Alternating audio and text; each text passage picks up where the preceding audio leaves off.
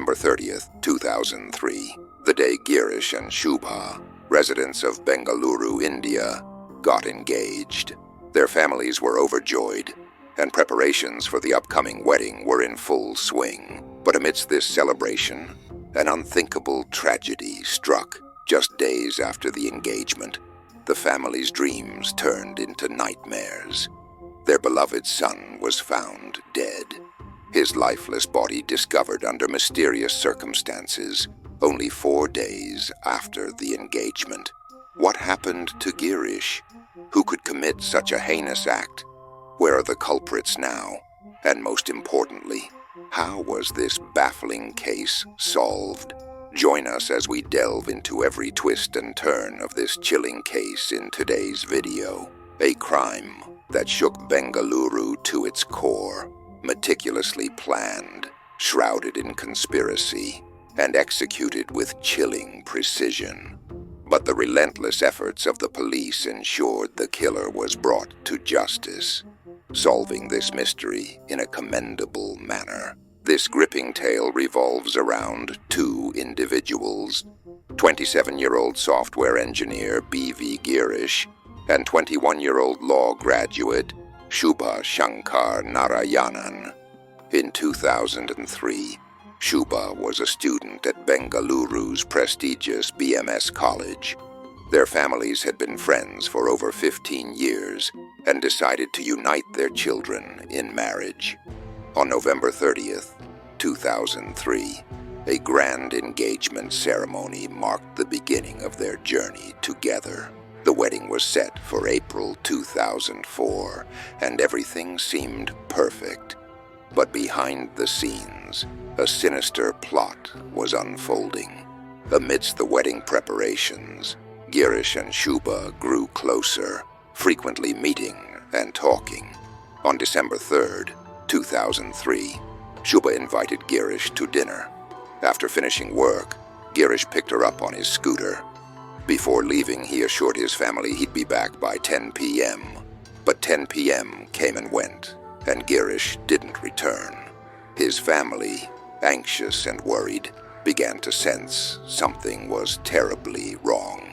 Little did they know, Bengaluru's bustling streets were about to witness a crime that would leave the entire city in shock. Late that night, Girish's parents received a distressing call from Manipal Hospital. Their son was in critical condition, admitted after a violent attack.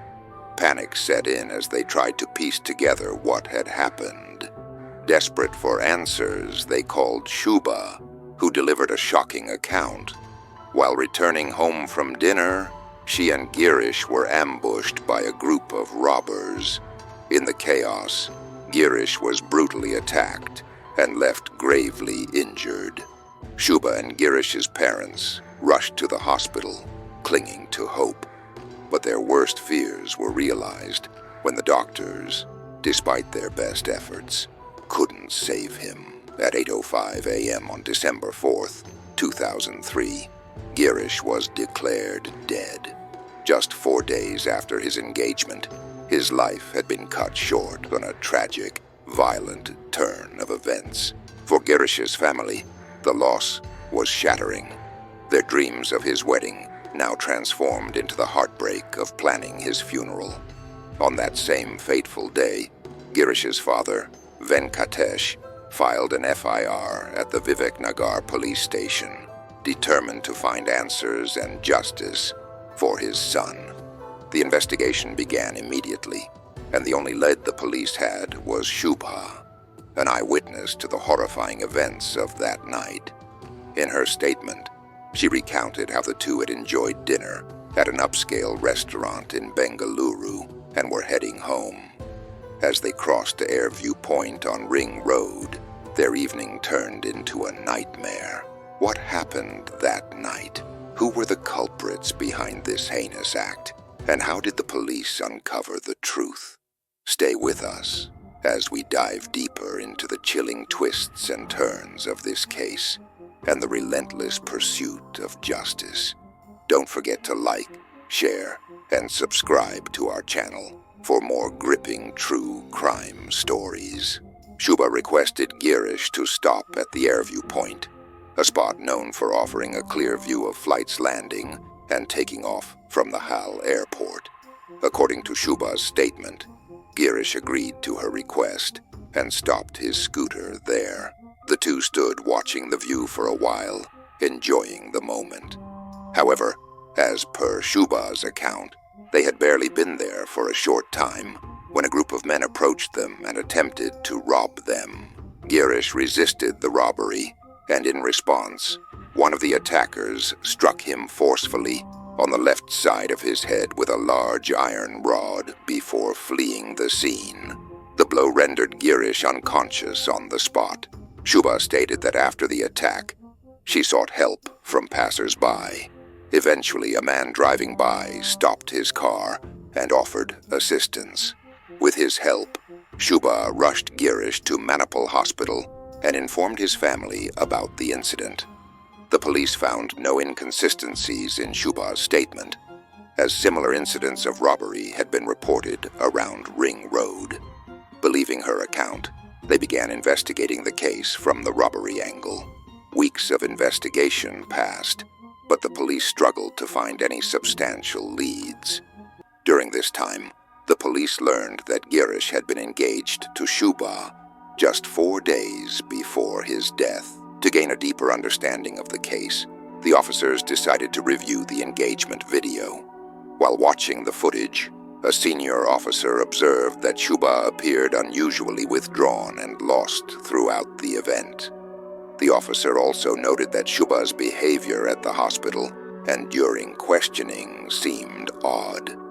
For the first time, suspicion began to shift toward Shubha, raising questions about her involvement in the incident. The police, determined to leave no stone unturned, decided to expand the scope of their investigation.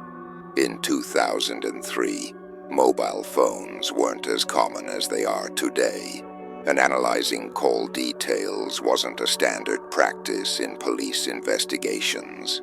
However, to solve this case, the police chose to examine Shubha's call records. When they accessed her call details, they discovered she had been frequently communicating with one particular number. On the day of the incident, December 3rd, 2003, Shubha had called this number at least 73 times and exchanged hundreds of text messages. Upon tracing the number, the police found it belonged to a man named Arun Verma. Further investigation revealed that Arun was a first-year law student at BMS College and 2 years junior to Shubha. The police began gathering information about Arun from the college and soon learned from mutual friends that Shubha and Arun were in a romantic relationship. With this revelation, the police called Arun in for questioning. During the interrogation, Arun admitted to being friends with Shubha, but denied any involvement in the incident with Girish. He also claimed he wasn't even in Bengaluru on the day of the incident. Since the police lacked substantial evidence against Arun, they had to release him after a brief interrogation, though they continued to monitor him closely. This strategy soon yielded a significant breakthrough. As soon as Arun left the police station, he immediately contacted Shubha. This raised suspicion among the investigators, indicating there might be more to the story than what was being revealed. The police widened their circle of inquiries, speaking with Shubha's close friends and even her beautician.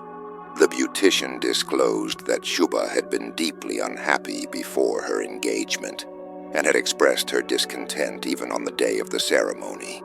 Shubha had confided in her beautician and close friends that despite the engagement, she had no intention of marrying Girish. She claimed she would leave her home before the wedding and elope with Arun Verma. Several other witnesses provided similar statements, increasing the police's suspicion of Shubha's involvement in Girish's death. By January 2004, no arrests had been made in the case, but the growing evidence against Shubha led the police to intensify their interrogation. During this questioning, Shubha made a shocking confession. She admitted she was in love with Arun Verma and wanted to marry him. However, her family disapproved of their relationship and instead arranged her marriage with Girish. Despite Shubha's attempts to delay the marriage, the engagement went ahead, leaving her feeling trapped. Desperate to prevent the wedding, she sought Arun Verma's help. When Arun couldn't come up with a solution, he shared the situation with his cousin, Dinesh, alias Dinakaran, who introduced him to a local criminal, Venkatesh. Venkatesh had a reputation for minor crimes in the area, and together the group devised a chilling plan to eliminate Girish. Shubha, Arun, Dinesh, and Venkatesh met at BMS College to finalize the details. Initially, Arun and Venkatesh attempted to follow Girish for 2 to 3 days, planning to attack him. However, their attempts failed repeatedly due to unforeseen circumstances. Frustrated by these failures, Arun involved Shubha in the plan. Using a dinner date as a pretext, Shubha lured Girish into their trap. As per the plan, Arun Verma instructed Shubha to invite Girish for dinner. Unaware of the conspiracy, Girish agreed. While returning from dinner, Shubha requested him to stop at the airview point, pretending she wanted to watch flight landings and takeoffs. Trusting her, Girish parked his bike and stood watching the view. Using SMS, Shubha informed Arun Verma and his accomplices, Dinesh, alias Dinakaran, and Venkatesh, that they had stopped at the airview point. Acting swiftly, the three arrived at the location. As Girish stood facing away, enjoying the view, Venkatesh struck him on the head with a heavy iron rod. Girish collapsed unconscious on the spot due to the severe blow. Immediately after the attack, Arun Verma, Dinakaran, and Venkatesh fled the scene. Shubha, in an act of pretense, began crying and calling for help. A passerby stopped his car to assist, and Shubha used it to take Girish to Manipal Hospital, where she informed the police and narrated a fabricated story of a robbery attempt. During police interrogations, it was revealed that Shubha had a modern outlook and preferred Western culture, which clashed with Girish's simple lifestyle. Girish disliked clubs, pubs, and alcohol, preferences that Shubha found unappealing. She feared that marriage to Girish would lead to a mundane life, prompting her to make the cruel decision to eliminate him. Following Shubha's confession, on January 25, 2004, the police arrested Shubha, her boyfriend, Arun Verma, his brother Dinakaran, and their accomplice, Venkatesh.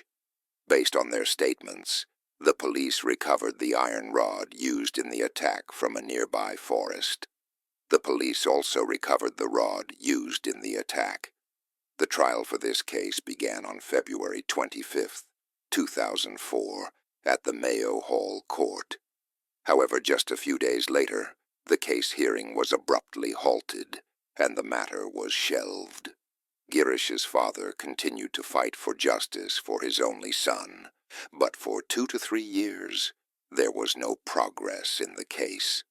On December 18, 2007, tragedy struck again when Girish's father passed away due to a sudden heart attack. His untimely death led to widespread criticism of the judiciary, and the media began to question the delay in the case. The case was revived on December 19, 2007, and regular hearings resumed at the fast-track court. After 3 long years of hearings, in July 2010, Shubha, Arun Verma, and 2 others were sentenced to life imprisonment for Girish's murder. They were also fined $50,000. However, both Girish's family and Shubha's defense lawyers appealed the decision in the High Court. Girish's family demanded the death penalty for the convicts, while Shubha and the others challenged the life sentence. After several months of hearings, the Karnataka High Court upheld the lower court's decision, confirming the life sentences for all 4 individuals. They were sent to prison. As of now, while all convicts received life imprisonment, Shubha was granted bail in 2014 after serving 52 months in jail. She is currently out on bail, while the other convicts remain in prison. What do you think about this entire case? Share your thoughts in the comments below. If you found this video interesting, don't forget to like it, share it, and subscribe to our channel for more such gripping true crime stories. Stay connected with us for more updates from the world of crime. Thank you.